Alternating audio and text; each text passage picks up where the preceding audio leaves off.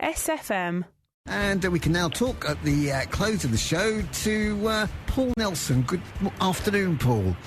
Good afternoon, Tony. So, I've been fascinated by the conversations I've been having with people from Sharjah and Mallorca and Canada and all over the world. What do you reckon the underlying trend? What is the sense that you're getting of the kind of holidays that businesses are going to be selling over the next year or so?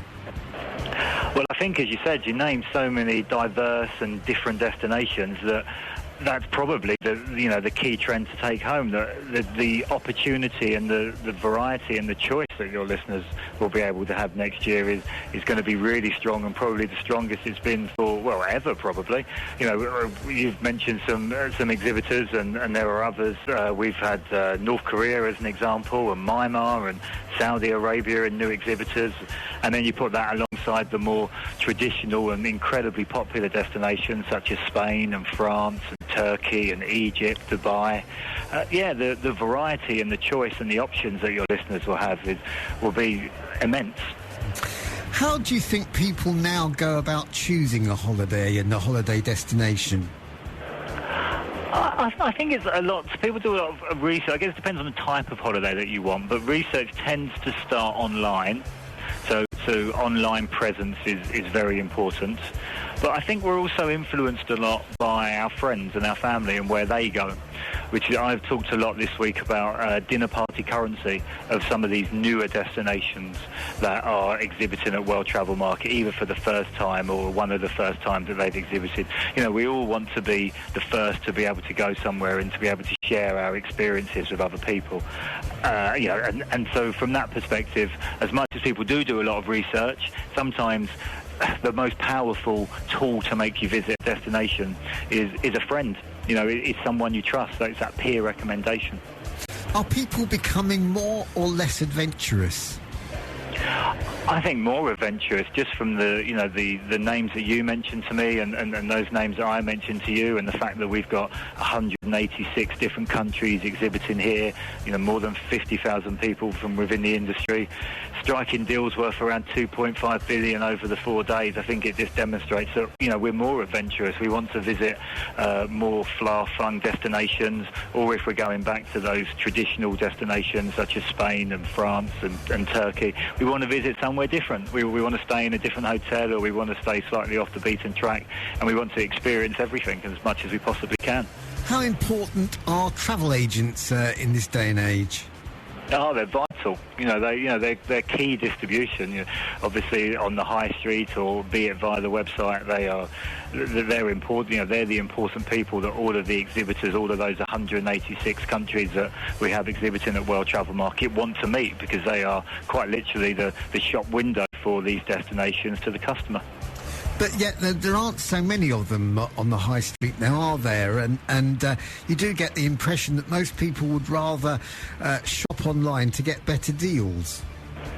I'm not too sure if that's actually the case, Tony. There's been a perception of this death of the travel agent within the travel industry for quite a few years now. But if you actually look at the figures, it's not really the case, particularly the large organisations. They've really kept their high street presence, and the independent sector is also thriving. Those large companies, they will use a mix, so they will have their shops online, they will have their shops, and then they'll also have the online, and it's about how they cross-fertilise between those two different mediums, those two different ways of interacting with the customer. So, it's actually thriving, despite the popular opinion. It's the travel agents on the high street are, there will be a fixture for many years to come.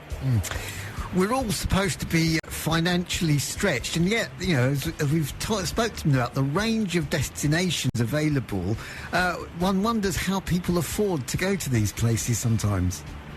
I think it's a lot to do with, and we talk about this a lot within the travel industry, that the holiday isn't actually seen as a luxury. For many Brits, and you're right, we are still struggling. We're out the other side of the global downturn, but we are still struggling to a degree as an economy. But the holiday isn't seen as a luxury for many Brits. It's seen as a necessity. We all work so hard these days. We're all so stressed that if we can't have that week or that 2 week away just to get away from our normal lives, then it makes things worse. So people people make sure that that they save their money, and they'll give up on other luxuries, such as a new widescreen telly, for example. You can make do with the current telly that you got, but a lot of people believe anyway that they really can't make do without that week or 2 weeks away.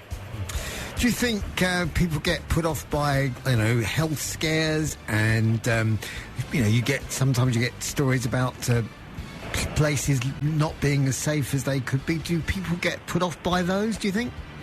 I don't think they do, to be honest, Tony. I think you have to make sure that you travel with an organisation that's reputable. But, there's obviously...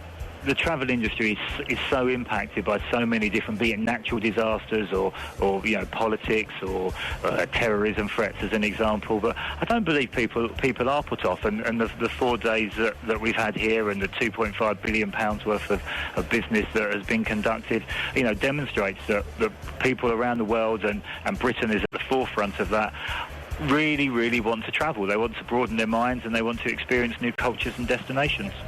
And how thriving now is the British tourist industry? Are we getting lots more foreign people coming in? Since the Olympics, the British inbound tourism industry has really thrived. The figures are increasing. Lots more foreign tourists are coming over to the UK. But also the staycation, which is a trend and a phrase that's been used around the travel industry for a few years, is growing as popular as ever. People are still taking their week or their 2 weeks in the sun, but they're also having 2, 3, maybe 4 sometimes, short breaks within the UK. So the UK tourism industry is as strong as it's ever been. Well, as I say, I've been fascinated by the conversations I've been having with people at the World Travel Market. Where do you go from here? When the event finishes, what do you start doing now? Planning next year's? Basically, the moment we stop, we start working on the next one. So again, it's the 2nd to the 5th of November in 2015, and we work towards signing up our exhibitors and getting all the buyers and the 50,000 senior execs to come along to strike those deals to decide where we go on holiday for 2016. And where's your next holiday destination? Do you know what? I haven't actually got one lined up. I've been working so hard recently that I haven't had time to do the research and look into it. But the moment that the show's over, I will certainly be looking to book a break and go away. Probably actually within the UK, I think. Paul Nelson, thank you for your time. No worries, anytime. Thank you, Tony. Bye. Bye-bye.